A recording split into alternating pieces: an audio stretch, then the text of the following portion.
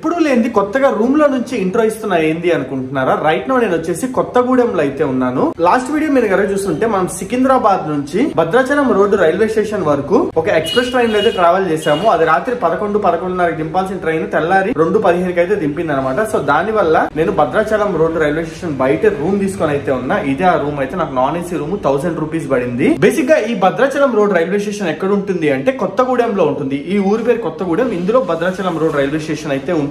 ఇది నేను ఎందుకు చెప్తున్నాను అంటే ఒకవేళ నాలాగా ఎవరైనా వచ్చి మీకు రూమ్ అవసరం అయితే రైల్వే స్టేషన్ బయట రూమ్స్ ఉంటాయి, చాలా హోటల్స్ అయితే ఉన్నాయి, ఇబ్బంది అయితే ఏం పడాల్సిన అవసరం లేదా, ఇన్ఫర్మేషన్ ఇద్దాము అన్న ఉద్దేశంతో నేను ఇంట్రో అయితే రూమ్ లో నుంచి అయితే ఇస్తున్నాను. ఈ రోజు నేను వచ్చేసి భద్రాద్రి రాముడి దర్శనం అయితే చేసుకోబోతున్నాను. కొత్తగూడెం నుంచి అంటే భద్రాచలం రోడ్ రైల్వే స్టేషన్ నుంచి మనకి భద్రాచలం మెయిన్ ఊరు వచ్చేసి 41 కిలోమీటర్ల దూరంలో అయితే ఉంటుంది. గంట 10 నిమిషాల సేపు జర్నీ టైం ఉంటుంది అనమాట. సో బస్ స్టాండ్ కి అయితే వెళ్తాను. బస్సెస్ చాలా అంటే చాలా అవైలబిలిటీ ఉంటాయని చెప్పారు. ఇక్కడ లోకల్స్ 15 నిమిషాలకి 20 నిమిషాలకు బస్సు ఉంటుందని చెప్పారు. ఎంతవరకు అవైలబిలిటీ ఉంటాయి, ఏంది, టికెట్ కాస్ట్ ఎంత, జర్నీ ఎలా ఉండబోతుంది, మధ్యలో మనం గోదావరి నదిని కూడా క్రాస్ అవబోతున్నాము. ఇప్పుడు మనం వచ్చేసి తెలంగాణలో ఉన్నాము, భద్రాచలం వచ్చేసి ఆంధ్రలో ఉంటుంది. గోదావరి నది దాటితే ఆంధ్ర అనమాట. సో ఎట్లా ఉండబోతుంది అనేది మొత్తం మీకు క్లియర్ డీటెయిల్స్ అయితే ఇవ్వబోతున్నాయి. అండ్ దర్శనం టైమింగ్స్ ఏంది, ఏ క్లాసెస్ ఆఫ్ దర్శనాలు అవైలబుల్ ఉంటాయి, మొత్తం డీటెయిల్స్ అనేది చెప్పబోతున్నా. So hi friends, welcome back to my channel HN moto vlogs. మన ఛానల్ ఎవరైనా కొత్తగా చూసినట్టయితే ఒక 3 to 4 వీడియోస్ చూడండి. కంటెంట్ వస్తే తప్పకుండా సబ్స్క్రైబ్ చేసుకోండి.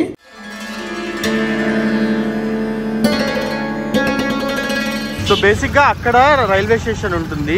రైల్వే స్టేషన్ నుంచి బయటికి రాగానే రైట్ సైడ్ నడుచుకొస్తే ఇక్కడ నాకైతే లాడ్జ్లు కనిపించాయి అనమాట. ఇది భారత్ పెట్రోలియం బంక్ ఉంది, ఇక్కడ లాడ్జ్లు అయితే కనిపించాయి. నేను ఇక్కడ రూమ్ తీసేసుకున్నా. ఎదురుగా కూడా ఒక లాడ్జ్ అయితే ఉంది. వరుసగా ఉన్నాయి ఏరియాలో అంతా. ఇప్పుడు మనం ఇక్కడ నుంచి భద్రాచలం వెళ్ళాలి అంటే కొత్తగూడెం టీఎస్ఆర్టీసీ బస్ స్టాండ్ కి వెళ్ళాలి first. So TSRTC bus stand వచ్చేసి రైల్వే స్టేషన్ నుంచి ఎగ్జాక్ట్లీ 1 కిలోమీటర్ దూరంలో అయితే ఉంది. ఆటో తీసుకుంటే 20 to 30 రూపీస్ ఛార్జ్ చేస్తారు. బట్ నేను నడుచుకుంటే వెళ్ళిపోతున్నా, కొంచెం వాక్ కూడా అయిద్దానని. ఊరు కూడా చూసినట్టు ఉంటది. అండ్ బ్రేక్ఫాస్ట్ కూడా తినాలి. దారిలో బ్రేక్ఫాస్ట్ ఏదో ఒకటి దొరికితే తినేయచ్చు అన్న ఉద్దేశంతో సో మొత్తానికి నడుచుకుంటూ నేను బస్ స్టాండ్ కి అయితే వచ్చేసాను. ఇదిగోండి కొత్తగూడెం బస్ స్టాండ్. ఇక్కడ నుంచి భద్రాచలంకి 1 hour to 1.5 hour bus journey అయితే చేయాల్సి ఉంటుంది. మ్యాక్స్ సూపర్ లగ్జరీ ఏమైనా దొరికితే బాగుంటది, కంఫర్టబుల్ గా వెళ్ళిపోవచ్చు. ఇదిగోండి ఇది కూడా భద్రాచలం వెళ్ళే bus. Mahbubnagar to Bhadrachalam, Mahbubnagar, Hanamkonda, Bhadrachalam bus ఇది.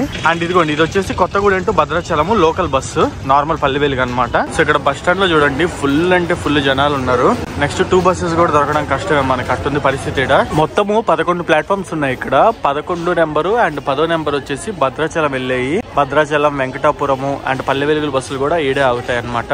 సో నేను ఏం చేశానంటే ఈ ప్లాట్ఫామ్ నుంచి కొంచెం బయటికి అయితే వచ్చా. బయటికి రాగానే బస్సు అయితే దింపుతుంది. దింపేటప్పుడు ఎక్కేసాను అనమాట. ఇది చూడండి చాలా మంది నాతో పాటు ఎక్కారు. ఇది చూడండి ఈ ప్లాట్ఫామ్ మీద ఎంతమంది ఉన్నారు. ఇంతమంది మధ్యలో మనం ఎక్కాలి అంటే అయ్యేండేది కాదు. ఎందుకంటే బస్సు స్టేషన్ లోకి ప్లాట్ఫామ్ మీదకి వచ్చే ముందే సగం వరకు ఫుల్ అయిపోయింది. చూస్తున్నారు కదా, సగమైంది, ముక్కలు ఫుల్ అయిపోయింది. ఒకవేళ మనం ఈడే ప్లాట్ఫామ్ మీద వెయిట్ చేస్తా కూర్చొని ఉంటే అసలు దొరుకుండేదే కాదు. నేను ఏం చేశాను అంటే కొంచెం బయటికి వెళ్ళా, జనాలు దింపుతున్నప్పుడు పైకి అయితే ఎక్కేసాం. మేమంతా ఎక్కడం వల్ల మనకి సీట్లు అయితే దొరికాయి అనమాట. సో ఇది సిచ్యువేషన్ అయితే ఇక్కడ బస్సులది. ఇక్కడ పరిస్థితి చూడండి ఎట్టుందో, దోసుకుంటా ఉన్నారు. సో అసలు ప్లాట్ఫామ్ మీదకి వచ్చిన తర్వాత బస్సు 1 minute కూడా ఆగలేదు, వెంటనే తీస్తారు. ఎందుకంటే ఫుల్ అయిపోయింది. చూడండి అన్ని ప్లాట్ఫామ్స్ ఇదే పరిస్థితి అయితే ఉంది ఇక్కడ. ఎక్కడ చూసుకున్నా కూడా ప్రతి ఒక్క దగ్గరికి వెళ్లే దగ్గర జనాలు అయితే ఫుల్ అంటే ఫుల్ ఉన్నారు. ఇంక కొత్తగూడెం ఏంటంటే జంక్షన్ అనమాట. అటు సైడ్ మిర్యాలగూడ నుంచి వచ్చే బస్సులు కానీ ఇటు సైడ్ ఖమ్మం అయితే తీసుకున్నాను. కొత్తగూడెం నుంచి భద్రాచలంకి 60 రూపీస్ టికెట్ అయితే ఛార్జ్ చేశారనమాట. ఎక్స్ప్రెస్ బస్ టికెట్ పర్లేదు, వర్తనే చెప్పాలి. 60 రూపీస్ అంటే 40 కిలోమీటర్స్ కి. అండ్ జనాలు అయితే చూడండి పిక్స్ అంటే పిక్స్, ఫుల్ అంటే ఫుల్ అయిపోయారు. నడవడానికి కూడా ఖాళీ లేదు. దాని తర్వాత 2-3 స్టాప్స్ అయితే ఆగింది. ఎక్కడ ఇంక కొత్త వాళ్ళని ఎక్కించుకోవడానికి అయితే ఖాళీ లేదనమాట. ఇంకెక్కే వాళ్ళు ఎక్కుతున్నారు, ఇరుక్కునే వాళ్ళు ఇరుక్కుంటున్నారు. 40 కిలోమీటర్స్ ఈ అద్భుతమైన రోడ్డు మనం ఇప్పుడు భద్రాచలం వరకు అయితే జర్నీ చేయబోతున్నాము. సో ఇప్పుడు మనం ట్రావెల్ చేస్తున్న రూట్ వచ్చేసి పాలవంచ, మొరంపల్లి మీదుగా భద్రాచలంకి అయితే వెళ్తాము. సో అట్లా కాకుండా బస్సులో వద్దు ఆటోలో వెళ్ళాలి అని అనుకునే వాళ్ళకి కొత్తగూడెం నుంచి పాలవంచ వరకు ఆటోస్ అయితే ఉంటాయి. 10 కిలోమీటర్స్. ఇంకా పాలవంచ నుంచి భద్రాచలంకి మళ్ళీ ఆటోలు ఉంటాయి అన్నమాట. ఇది వచ్చేసి 30 కిలోమీటర్స్. 2 ఆటోలు మారాల్సి ఉంటుంది, జర్నీ చేయాల్సి ఉంటుంది. సో ఇదంతా వచ్చేసి పాలవంచ ఊరు. ఇది తెలంగాణలో ఉంటుంది, భద్రాద్రి డిస్ట్రిక్ట్ కిందకైతే వస్తుంది. కొత్తగూడెం మండలం అనమాట. ఊరైతే మటుకు చాలా పెద్దగా ఉంది చూడడానికి. నేను ఇంతకుముందు చాలాసార్లు విన్నా పాలవంచ ఊరు పేరైతే, బట్ ఫస్ట్ టైం నేను వస్తున్నా ఈ రూట్ లోకి అంతా. ఇంతకుముందు ఎప్పుడు రాలేదు. ఇదిగోండి ఈ షాప్స్ వెనకాల అదిగోండి లోపల కనిపిస్తుందా, అది బస్ స్టాండ్ మెయిన్ ఎంట్రన్స్ అయితే. చిన్నగానే ఉంది పాలవంచ బస్ స్టాండ్. ఇదిగోండి బస్ స్టాండ్ లో ఎంటర్ అవుతుంది మన బస్సు కూడా. ఖాళీయే లేదు మరి, ఇంకా ఎంతమంది దిగుతారో ఎంతమంది ఎక్కుతారో ఇక్కడైతే చూడాలి.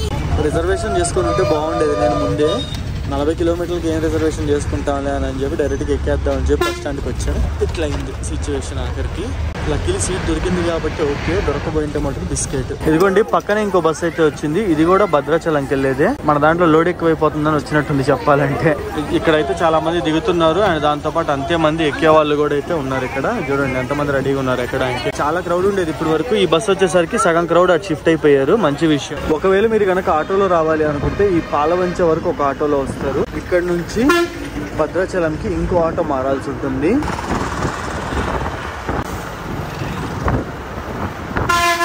So welcome to Godavari river. So Godavari నది అయితే మనం క్రాస్ అయ్యి అటుపక్కకి వెళ్తున్నాము.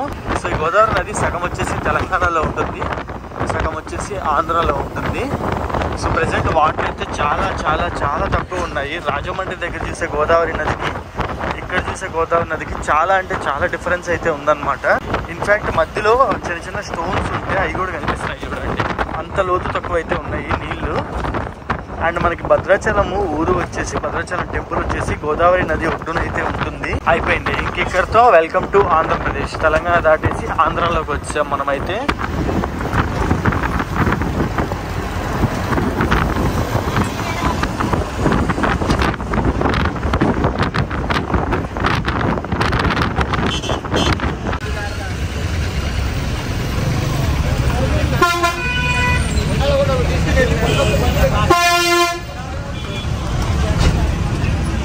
సో భద్రాచలం బస్ స్టాండ్కి అయితే వచ్చాం. సో ఇదే భద్రాచలం మెయిన్ ఊరు అండ్ బస్ స్టాండ్ అయితే. సో నా ట్రాలీ ఏదైతే ఉందో ఇది ఇక్కడ క్లోక్ రూమ్ ఉంటే క్లోక్ రూమ్ లో పడేసి సీతారాముల దర్శనం చేసుకోవడానికి అయితే వెళ్దాము మనము. ఇక్కడ నుంచి టెంపుల్ అయితే దగ్గరే 10 minutes లో వెళ్ళిపోవచ్చు మనము. ఈ లగేజ్ పడేస్తే సగం పని అయిపోయినట్టేను. సో జనాలు అయితే చాలా ఎక్కువ మంది ఉన్నారు. భద్రాచలంకి చాలా మంది వస్తారు కదా దాని వల్ల.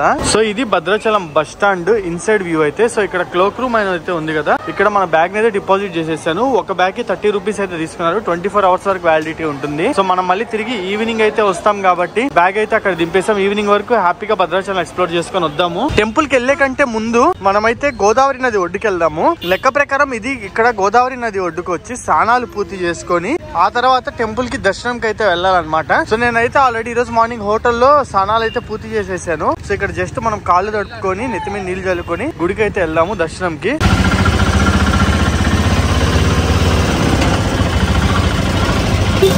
సో నేను ఒక్కనే ఉన్నా కాబట్టి ఆటో అతను 30 రూపీస్ అయితే తీసుకున్నాడు బస్ స్టాండ్ నుంచి టెంపుల్ వరకు డ్రాప్ చేయడానికి. ఇక్కడ నుంచి కొంచెం దూరం నడుచుకెళ్తే మనకి టెంపుల్ అయితే వచ్చేస్తుంది. సో ఇదేనమాట టెంపుల్ కి వెళ్ళే దారి అయితే. అంతా నడుచుకుని అయితే వెళ్తున్నారు చూస్తున్నారు కదా. సో ఇప్పుడు నా మెయిన్ డౌట్ ఏంటంటే ఫోన్స్ ఎలా లేదు, బ్యాగ్స్ అవి ఎలా లేదు లోపలికి, అవి ఎక్కడ డిపాజిట్ చేయాలో అర్థం కావట్లే. సో ఫస్ట్ వచ్చేసి మనము గోదావరి నదికి అయితే వెళ్దాము శ్రీరాముడి దర్శనం చేసుకునే కంటే ముందు. దానికి ముందులా డైరెక్ట్ గా భద్రాచలం వచ్చి ఎవరైనా స్టే చేయాలి అని అనుకునే పని అయితే ఇక్కడ బోలెడన్ని హోటల్ రూమ్స్ అయితే అవైలబుల్ ఉన్నాయి, లాడ్జెస్ అవైలబుల్ ఉన్నాయి. మీరు వచ్చి వీటిల్లో స్టే చేయొచ్చు. లేదా ముందుగానే ఆన్లైన్ లో బుక్ చేసుకోవాలనుకున్న టెంపుల్ వెబ్సైట్ లోకి వెళ్ళి ఆన్లైన్ లో కూడా బుక్ చేసేసుకోవచ్చు అనమాట. సో ఇదే మనం గోదావరి నది ఘాట్ కి అయితే వచ్చేసాం. దీన్ని భద్రాచలం ఘాట్ అని కూడా అంటారు.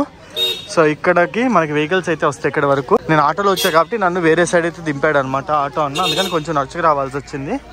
సో పైకి అయితే వెళ్దాము. సో నార్మల్ లెక్క ప్రకారం అయితే ఇక్కడ గోదావరి నదికి వచ్చి ఇక్కడ పుణ్యస్నానాలు చేసుకొని తర్వాత సీతారాముడి దర్శనంకి వెళ్ళాలి. మనం ఆల్రెడీ రూమ్ లో స్నానం చేసి వచ్చాం కాబట్టి ఇక్కడ జస్ట్ కాళ్ళు తడుపుకొని నెత్తి మీద నీళ్లు చల్లుకొని అయితే వెళ్దాము. ఎందుకంటే ఇంకో స్పేర్ బట్టలు కూడా తెచ్చుకోలేదు నేను. అండ్ ఇక్కడ ఫెసిలిటీస్ గా చూసుకున్నట్టయితే ఫస్ట్ ఇక్కడ వెంట్రుకలు ఇచ్చే వాళ్ళ కోసం అయితే కళ్యాణ కట్ట ఉంది. గుండులు చేయించుకోవాలనుకునే వాళ్ళు కళ్యాణ కట్టలో 50 రూపాయలు అనమాట టికెట్ కాస్ట్. ఇది పర్చేస్ చేసి గుండె అయితే చేయించుకోవచ్చు, తలనీలాలు సమర్పించుకోవచ్చు అనమాట. అండ్ స్త్రీలు బట్టలు మార్చుకోవడానికి వాటికి కొన్ని ఫెసిలిటీస్ అయితే ఉన్నాయి. అండ్ కిందకైతే వెళ్దాము.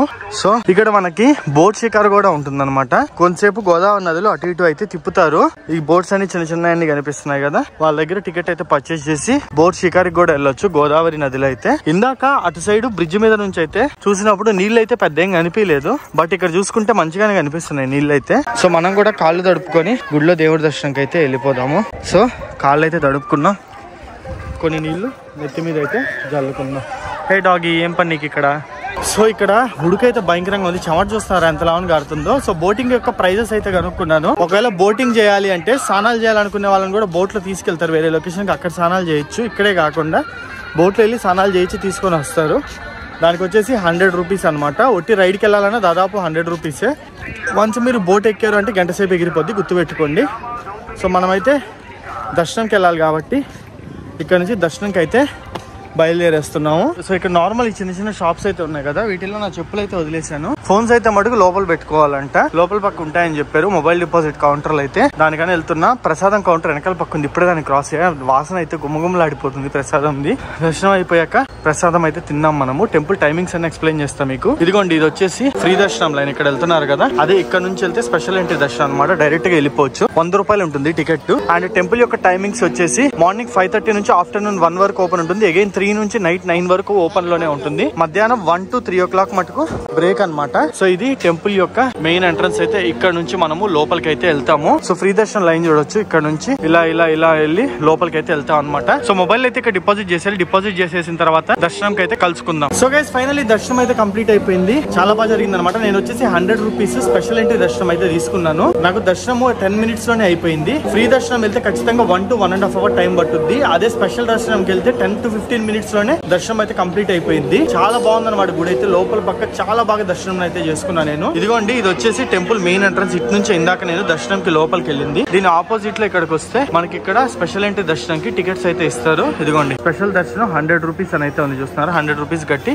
టికెట్ అయితే తీసుకోవచ్చు. ఇదిగోండి, దర్శనం టికెట్ కూడా సగం చింపేసి మిగతా సగం అయితే ఇచ్చారనమాట. ప్రత్యేక దర్శనము 100 రూపాయల టికెట్ వచ్చేసి. చాలా బాగా జరిగింది దర్శనం. శ్రీరాముడిని శ్రీ విష్ణువుగా నమ్ముతారు. ఆయన మనిషి రూపంలో భూమిపై వెలసిన అవతార పురుషుడిగా నమ్ముతారు. మనిషి నిజాయితీగా ధర్మంతో ఎలా మెలగాలో శ్రీరాముని చూసి నేర్చుకోవాలి. అంతటి మహనీయుడు స్వయంగా వెలసిన పుణ్యక్షేత్రమే ఈ భద్రాచలం. భద్రాచలం ని దక్షిణ అయోధ్యగా పిలుస్తాడు. శ్రీరాముడు తన వనవాసం టైంలో ఇక్కడే గడిపారు అని, ఇక్కడే బంగారు లేడిని చూశాడని, అప్పట్లో ఈ ప్రాంతమంతా దట్టమైన అడవిలా ఉండేది అని చరిత్ర చెప్తుంది. ఇదే ప్లేస్ ఏదైతే ఉందో ఇక్కడ నుంచే రావణాసుడు సీతాదేవిని ఎత్తుకెళ్లాడు అని కూడా మనకి చరిత్ర చెప్తుంది. ఆ టైంలో ఈ ఆలయ ప్రాంతం నుంచే రాముడు సీతాదేవిని వెతుక్కుంటూ శ్రీలంకకి వెళ్లాలనుకున్నప్పుడు ఇక్కడి నుంచే గోదావరి నదిని కూడా దాటారు అని అయితే చెప్తారు. ఇంకా ఈ టెంపుల్ గురించి చెప్పాలంటే చాలా చరిత్రే ఉంది. నాకైతే మటుకు దర్శనం చాలా బాగా జరిగిందనమాట. చాలా మనశాంతిగా నేను దేవుణ్ణి అయితే దర్శించుకున్నాను. సో దర్శనం చేసుకుని బయటకు వచ్చిన తర్వాత మనకు ఒక స్టోన్ అయితే ఉంటుంది. అక్కడ చెవు పెట్టి విన్నాము అంటే శ్రీరామ శ్రీరామ అని అయితే వినిపిస్తుంది అనమాట. చాలా మందికి వినిపించింది, నాకు కూడా వినిపించింది. కాకపోతే కొంచెం చుట్టుపక్కల గోల్ అయితే ఎక్కువ ఉండడం వల్ల ఎక్కువసేపు ఉండలేకపోయాను. జనాలు ఉన్నారు, నెట్టేస్తున్నారు. చాలా బాగుంది. అది స్టోన్ లో నుంచి శ్రీరామ అనే మాట ఎలా వస్తుంది అనేది ఇప్పటికీ చాలా మందికి షాకింగ్ అనమాట అదైతే. సో దాంతో పాటు మనకి ఇక్కడ ఫ్రీ భోజనం అయితే ఉంటుంది. ఫ్రీ భోజనం కూడా నేను ఇప్పుడైతే వెళ్తున్నాను. భోజనం ఎలా ఉంది ఏందనేది కూడా నేను మీకు చెప్తాను. ఫ్రీ భోజనంకి ఏంటంటే టోకెన్స్ ఇస్తారనమాట. టోకెన్స్ ముందుగానే తీసుకోవాలి. అరౌండ్ మార్నింగ్ 10 o'clock నుంచి ఇదిగోండి ఈ విధంగా ఉంటుంది టోకెన్. ఇదైతే ఇవ్వడం స్టార్ట్ చేస్తారు. నాకు లక్ ఏంటంటే మన సబ్స్క్రైబర్స్ తెలిసిన వాళ్ళు అయితే ఇక్కడ పరిచయం అయ్యారు. సో వాళ్ళు ఉండడం వల్ల నాకు ఈ టోకెన్ అయితే అప్పటికప్పుడు ఇన్స్టెంట్ గా వచ్చింది అనమాట. టైం వచ్చేసి ఇప్పుడు మధ్యాహ్నం 1 o'clock అవుతుంది ఎగ్జాక్ట్లీ. టెంపుల్ కూడా క్లోజ్ చేశారు. సో ఇప్పుడు వెళ్ళి ఫ్రీ భోజనం అయితే తిందాము గుడిలో. సో ఇదే అన్నదాన సత్రంకి దారి. ఇదిగోండి, నిత్య అన్నదాన ప్రసాదం టికెట్లు ఉదయం 10 గంటలకి గుడి పైన లభించి గుడి పైన ఇస్తారు. బట్ మనకి లక్ బాగుండి ఈ రోజు అయితే దొరికాయి అనమాట. సో ఆల్రెడీ జనాలు అయితే వెయిట్ చేస్తున్నారు. పోయి మనం క్యూలో నిలబడదాము. అందరితో పాటు క్యూలో నిలబడి వెయిట్ చేస్తే లోపల వాళ్ళని క్లియర్ అయిపోయిన తర్వాత మనల్ని అయితే అలౌ చేస్తారు. అండ్ ఆల్సో భోజనశాల అయితే చూసారు కదా, చాలా పెద్దగా ఉందన్నమాట. అట్ ఎ టైమ్ నాకు తెలిసినంత వరకు దాదాపు 200 నుంచి 300 మంది ఒకేసారి కూర్చోవచ్చు. అంత పెద్ద భోజనశాల అయితే ఉంది. అండ్ ఫుడ్ పరంగా చూసుకున్నట్టయితే మంచి క్వాలిటీ ఫుడ్ లోపల మనకి ఇస్తున్నారు. అన్నప్రసాదం అయితే చాలా టేస్టీగా ఉంది. అన్నం గాని, పప్పు గాని, సాంబార్ గాని, ఫ్రై గాని అన్ని బాగున్నాయి అనమాట. అడిగి మరీ పెడుతున్నారు భోజనం అయితే మటుకు. నేనైతే చాలా తృప్తిగా తిన్నాను.